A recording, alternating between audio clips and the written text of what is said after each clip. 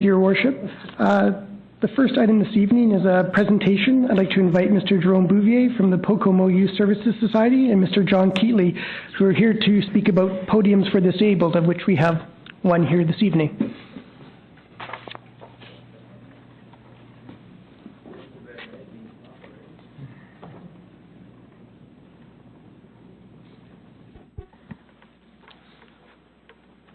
Oh, I get to use it. This is just so cool. We can do. Yeah. Does that lower it? It doesn't lower more, but it lifts up. Oh, well, this is just so cool. I haven't seen him yet. Wow.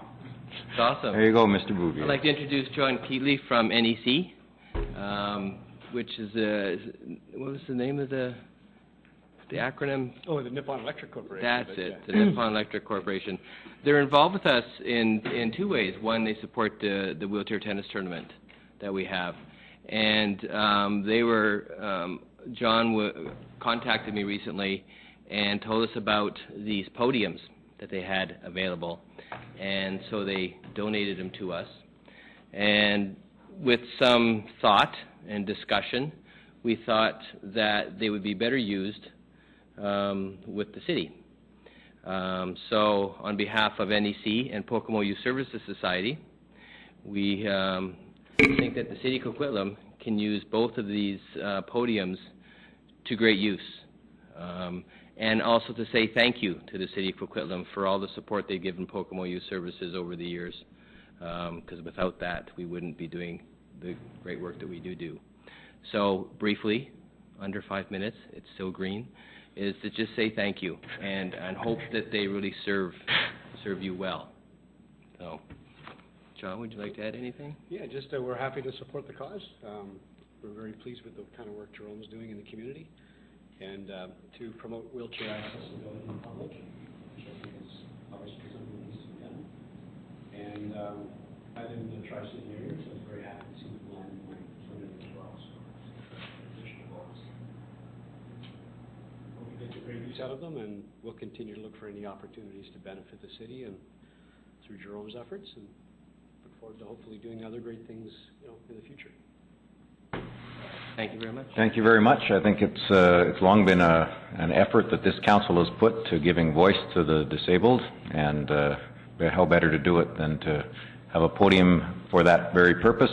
And so with great honor, I, on behalf of council and the city staff, accept custody of these wonderful pieces of equipment that I think will do just that for a community that embraces and wants to encourage the greater accessibility across all its facilities.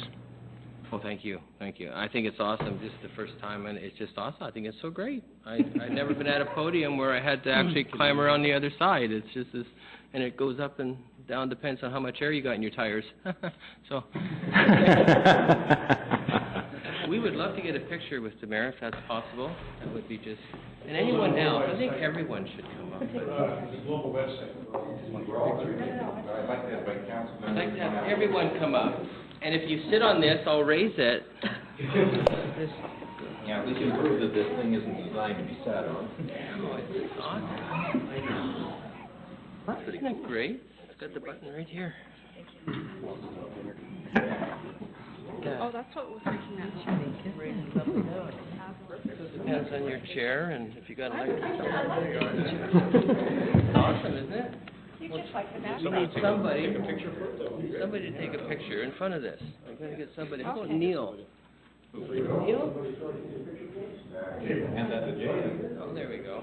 To prove that he's an operating complex electronic item. There we go. I'm impressed. Thank you. Yeah, I know. I went under 5 minutes. Turn around the...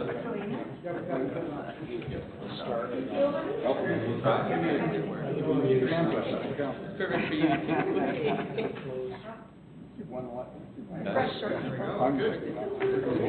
Bring it up a little bit. Thank you. You're so welcome. Yes.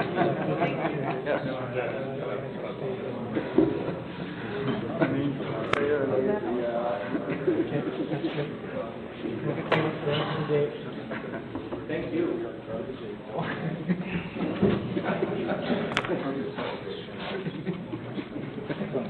I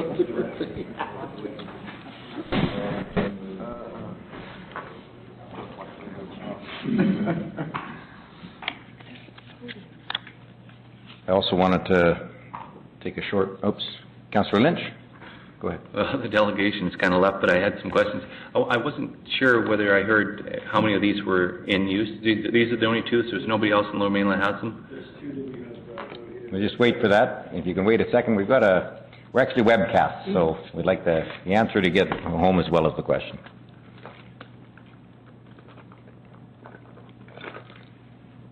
Okay. Yeah, there's actually two of them that we've donated here, and they're a fairly new item, and they're customizable, so you can put the logo of the facility on the front if you wish. Right. They can be engraved. This is a new concept. You designed this. It wasn't like you took it from another concept and just built them. You came up with this yourself then? These are actually they're a custom-built piece of furniture, and we do a lot of work in healthcare and in cities and municipalities. And we'll do projects where we'll have to have the furniture made for the, for the actual project. Right. And so it's somewhat customizable. Well, perhaps you'll be getting some requests from some other municipalities to have those presented to them as well. Exactly. But we can certainly path them through to get what they need there. Thank you. Well, thank you very much to Jerome Bouvier and to John Keetley for this wonderful contribution to the city. Thank you. And I also wanted to take a very short moment. Another person named Bouvier, Irene Bouvier, one of the pioneers of Meridian, who passed on about 2 weeks ago. I attended her memorial service.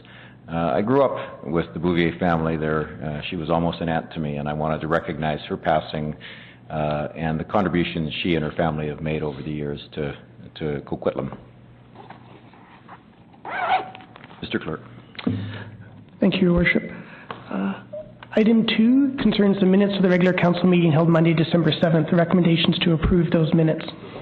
Second. Moved by Councillor Lynch, second by Councillor Reamer. All in favor? Opposed? Carried. Item 3 is the first of a series of bylaws here for fourth and final reading and final adoption. This one concerns the City of Coquitlam 2010 Financial Plan Bylaw. It's Bylaw 4079. The recommendations that Council give consideration to fourth and final reading of this bylaw. Councillor Sikora. Councillor Sikora. Thank you very much. I guess last week I asked the question probably asking the question the wrong way, but today I thought I'd change it and see maybe I can get an answer that way. And maybe last week was my fault the way I asked it. But however, in 2009, on a $550,000 home... Sorry, I didn't realize you were going to debate the motion. Why don't we have the motion on the floor first? Councillor Reamer? Moved by Councillor Reamer, second by Councillor Asmundson. Councillor Sikora. Okay, thank you. On 2009, on the $550,000 home, how much were the taxes? About $2,300? Chair? The total taxes paid for the average home in Coquitlam in 2010 will be $2,541, but that's Yep. taxes and utilities included. Compared to 2009, that was $2,359. But that's made up of 4 separate components. It's $1,508 for taxes, $359 for water, $372 for sewer and drainage, and $302 for garbage. So that's the breakdown of the $2,500. So what you're including in the $2,500, the sewer, the water, the garbage, and all together, am I correct? Yes, it's the total of taxes and utilities. Okay, because when you mentioned that 4.96% of taxes would only be $76 on a $550,000 home, it to me doesn't add up. And why it doesn't add up to me is the fact is 4.96%. Let's round it up at 5%. On $2,300 and some odd dollars, it's $115. Am I correct? How you calculate the change is you take the equivalent component from 2009 and you multiply that by the tax increase. So you would take $1,432, which was the tax component of the bill last year, and you would multiply that by the 5%, which is about $76. Okay, but you also have to increase the water rate by 9.5%, so that's $328. With an additional 9% gives you your $359. You have to go through each component. So the reason it seems different than the total is you only apply the tax increase to the tax portion of the bill. I understand that very well, but again, on a $550,000 home, and your taxes are going up by 4 point. I know that you don't put it on the house, the price of the house. Let's say $550,000, but with how if the property, if the taxes are generally $2,300 on that home, because you send the water and utility bills separately during the year. You send it out separately, do you not? Yes, we do, and the $2,500 is the taxes and all the utilities. There's 4 separate components in that $2,500. Only the tax portion of $1,508 has the 5% addition to it. The other utility charges have different levels of increase applied to them. So if your taxes were $2,300 and some dollars on that same home, that now will be $2,500, right? The taxes in 2009 were $1,432 on the average home, and now they're $1,508. You know what? I understand that very well. I'm trying to get and I think I'm asking the right question. The taxes for 2009 on that home was $2,300 some odd dollars. Councillor Sikora. Everything included. Councillor Sikora, the taxes were $1,500. And the utility fees, because some people don't, for example, participate in the garbage. They may be in a multifamily building, so clearly that's a utility fee. It only applies to houses that pay the utility. Now, the taxes were $1,500, and the utilities total, if you had all 3 of them, were about another $1,000. Yes, the total taxes and utilities in 2009 were $2,359. If you add $182 to that, which is the increased portion for each different bill, it comes to the $2,541 that was included in the bylaw. It's going up by $182 odd dollars. The taxes and the utilities. Yeah, that's what I'm talking about. The tax portion is going up by $76. And I'm waiting to see our tax bills coming in, because I don't think there'll be any house outside of maybe an apartment or a condominium that will have $76 tax increase only.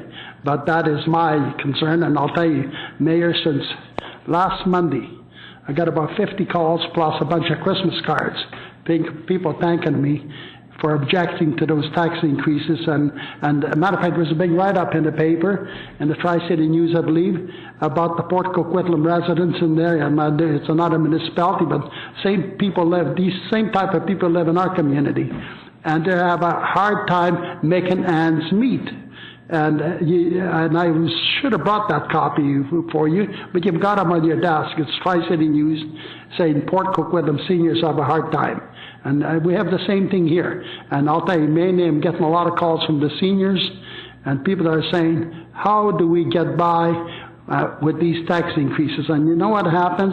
The fact is, Mayor, next year will be worse. And, although we can paint a picture that looks rosy for next year, but it's not going to be rosy. It can't be. It's impossible. Okay, unless we borrow some more money to prop up the budget. Okay, thank you. That's all I wanted to say. Okay. Thank you very much. So the motion is on the floor. All in favor? Opposed? Councillor Sikora is opposed. Motion carries. Mr. Clerk. Next item, item 4, concerns the City of Coquitlam Development Cost Charge Appropriation Bylaws in support of the 2010 financial plan. The first is that Council give consideration to fourth and final reading of the Transportation Development Cost Charge Reserve Fund Expenditure Bylaw, Bylaw 4082. Second. Moved by Councillor Asmussen, second by Councillor Reamer. All in favor? Opposed? Carried unanimously. My apologies, Mr. Chair. We can move all of these at once if you would like, unless anyone would like to vote against any of them individually. Item 2 is that Council give consideration to fourth and final reading of the Parkland Improvement Development Cost Charge Reserve Fund Expenditure Bylaw, Bylaw 4083. Number 3 is fourth and final reading to Parkland Interest Development Cost Charge Reserve Fund Expenditure Bylaw, Bylaw 4084. Next one is Drainage Development Cost Charge Reserve Fund Expenditure Bylaw, Bylaw 4085. The fifth one is Sanitary Development Cost Charge Reserve Fund Expenditure Bylaw, Bylaw 4086. And the final one is that Council give consideration to fourth and final reading of Water Development Cost Charge Reserve Fund Expenditure Bylaw, Bylaw number 4087. Moved by Councillor Reamer, seconded by Councillor Lynch. All in favor? Opposed? Carried unanimously. Item 5, another series of bylaws for fourth and final reading. This one concerns the water, sewerage, drainage, and solid waste rate amendment bylaws. The 3 bylaws before you for fourth and final reading are Water Distribution Amendment Bylaw number 4088, Sewerage and Drainage System Amendment Bylaw. Sorry, Mr. Clerk. Councillor Secor, did you have? Yeah, thank you. I'd like to see this division on all these 3, because with number 3 on this bylaw I cannot support. The others I can support, so I'd like to have a division. Well, you can move division after we've moved after the items have been read out, please. Go ahead, Mr. Clerk. Item 2 is the Sewerage and Drainage System Amendment Bylaw, Bylaw number 4089, and Bylaw number 3 is Solid Waste Management Amending Bylaw number 4090. Okay. Is there a motion? Moved by Councillor Lynch, second by Councillor Asmussen. Councillor Secor moves division. We'll accept the motion to divide. The motions are now divided. Item number 1 and 2, I assume, are not an objection. Are there any discussion over item 1 and 2?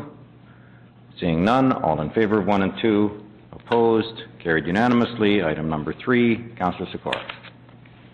Yes, on this one I just feel that, you know, we're going up another. Last year we went up by 49%, this year by 28%, and I can't say that I've had any complaints about the service.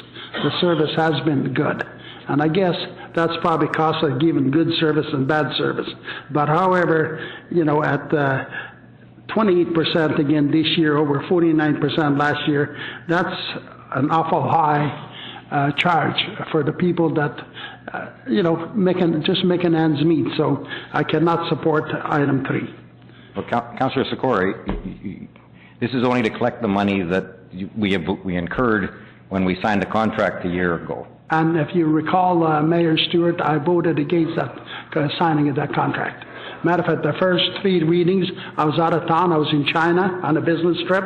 But when it came to giving a fourth and final reading, I voted against it. But we have incurred that cost. We owe it to the taxpayers to collect it. But that's, Mr. Suzak, is this, I mean, this is a utility. We obviously have to collect the, is there an option to not collect the additional cost for the second year? No, just... He's looking for a button to push for the microphone. Can I finish? Mr. Suzak, go ahead. There's no, you have to pay the price that you collect, and you have to pay. But the fact is, last year, or the year before, we had a $350,000 surplus in the waste management. And what happened, that we spent that building that composting plant, the mayor, that's not being used today. It's sitting now for 2 years without being used.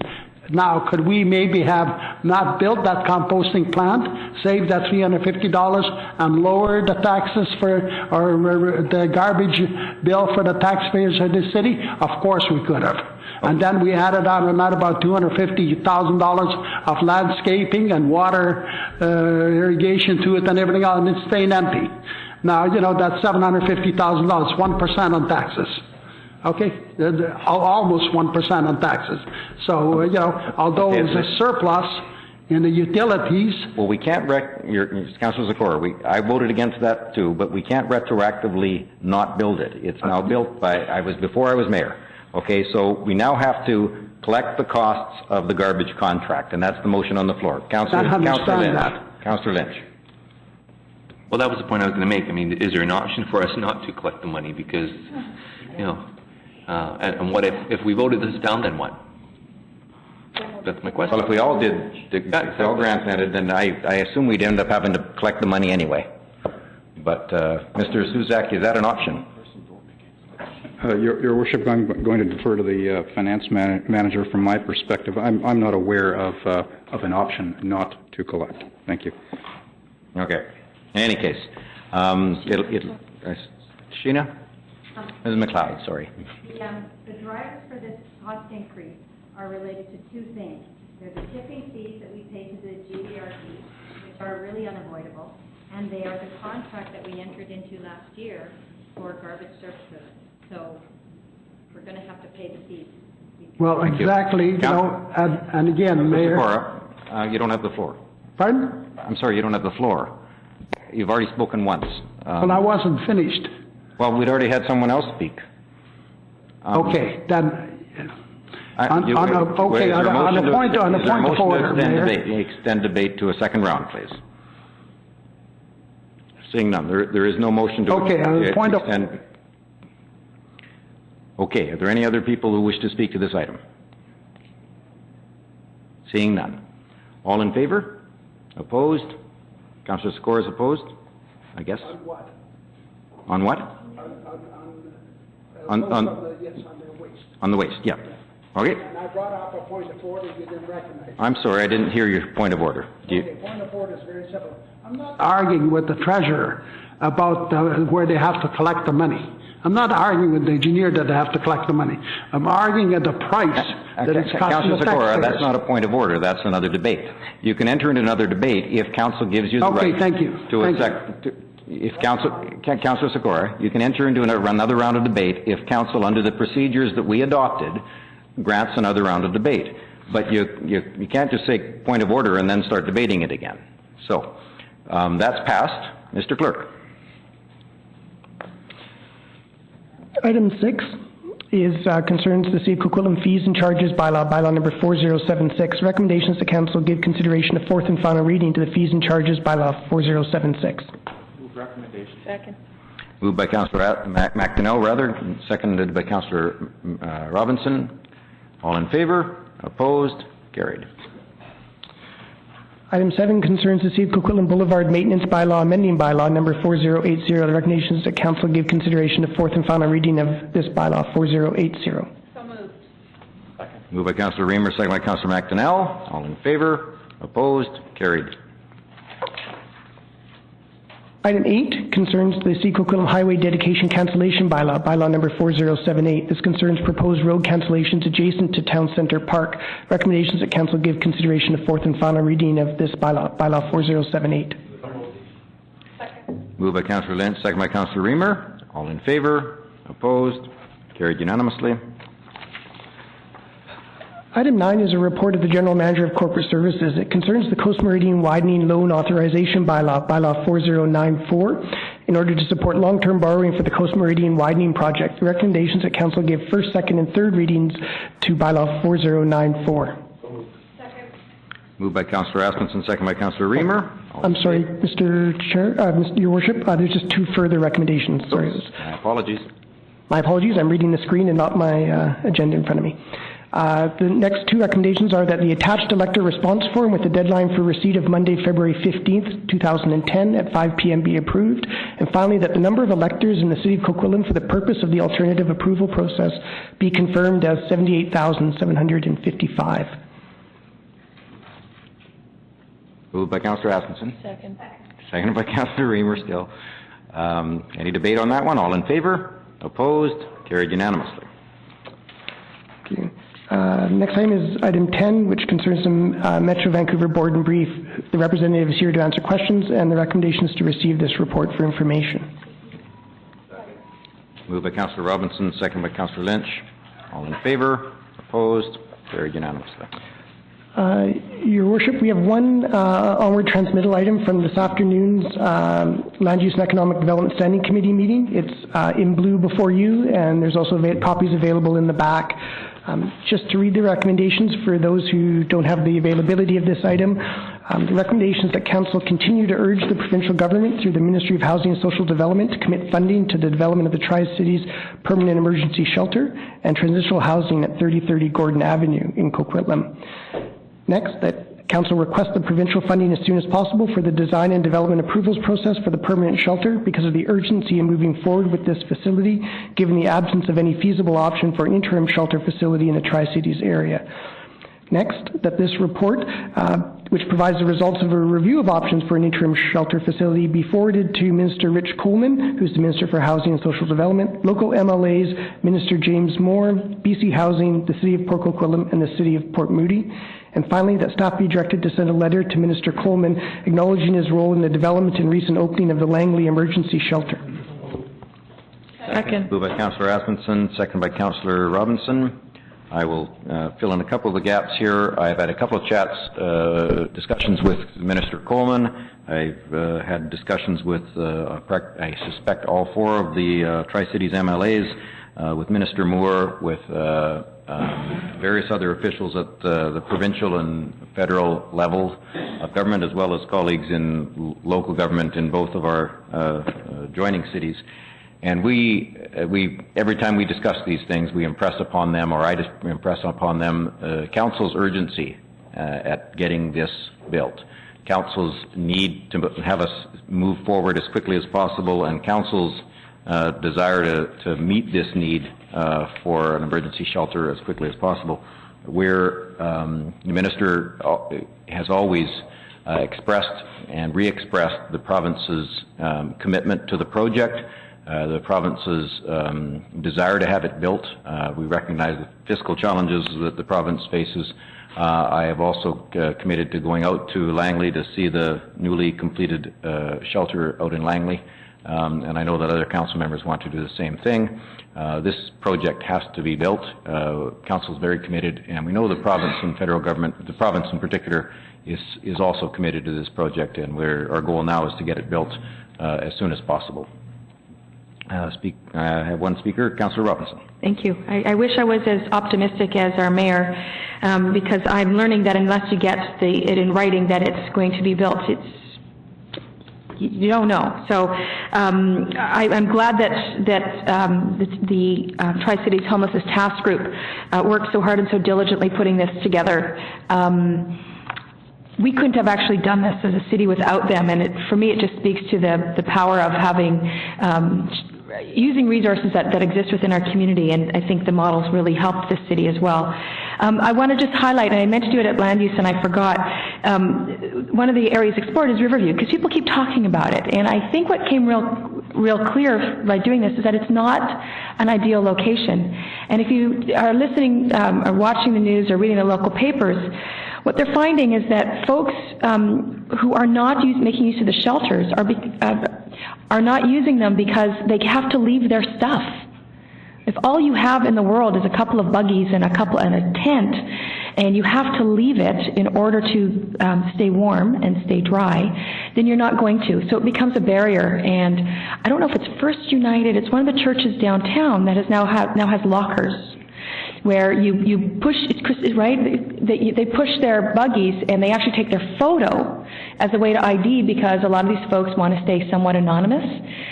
So they match with their pictures, and so they're filled because of this. And if you take a look at what's happening with our temporary cold weather map program, they're not as heavily used, and mostly we think because they have to leave their stuff in order to get into the vans that now take them away from their stuff. So when we move forward to build a shelter, it has to be accessible in all those ways. It has to be barrier-free, or as barrier-free as possible. So for that reason, again, and I don't think it's in this report, but for that reason, again, Riverview is just not a viable option. There's no way to get there with all of your stuff. So I'm pleased with this report, and I really hope that as we keep moving forward, and that we all make sure that we connect with all of the senior levels of government, and I feel like we just have to wait for them. We're at their mercy in some ways, and if anyone has any other ideas of how to move this forward, please let us know. Thank you. Yep. Councillor Sikora. Yeah, thank you very much. Also, you know, that never mind 3030 Gordon, the 526 Coleman Lake has been around for 4 years now with Mr. Coleman. Nothing has happened. They got all the readings that they need on that land. 3030 Gordon has now been around for 3 years. And the situation is this, that I remember we have a cutout in a paper where Mr. Coleman was chastising Coquitlam for not having any land in their city for affordable housing and MAP program and a few other things. And yet, 4 years later, we're still waiting for him to respond. Councillor Reid. Thank you. Also on the Land Use Committee today, I gave sort of a rundown of what the state-of-the-art homeless shelter in Langley is like. But the one thing they do have is a place for buggies, so people keep their buggies, and they also have a place for pets, because a lot of the homeless people have pets, so they have a way of kenneling the animals for them. So just thought I'd throw that in. Thank you. Yep, good point. Good point, Councillor Reid. Any other speakers? Seeing none, all in favour? Opposed? Carried unanimously. That's the last formal item on this evening's agenda. Moved by Councillor Reid, second by Councillor Reamer. All in favour? Opposed? Carried unanimously. We'll now allow a question period for up to 15 minutes. Any questions from the audience or the media on tonight's agenda? Or staff, for that matter.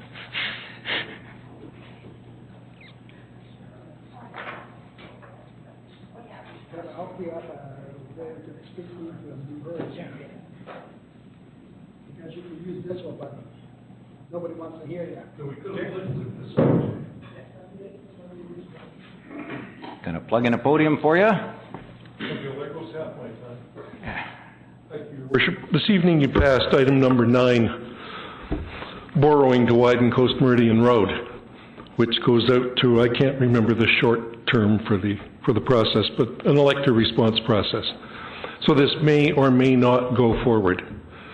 All the city's finances are terribly complex and somewhat inextricably entangled. Should the borrowing be turned down by the electors, what's the impact on the budget that you just passed? Is there a plan B, and what is the plan B? Thanks. Mr. Stephanie? If the plan is turned down by the electorate, the work will not proceed, and then we'll make the administrative changes to the budget to match everything up. Now, this is a project that would be financed entirely out of development cost charges. So it's either way that the taxpayer is not on the hook. It's development cost charge funds that are going to be repaying back the loan. Okay. And so the work would proceed when the development cost charge fund had the money in it. Any other questions from the audience? Seeing none, thank you very much. I wish you all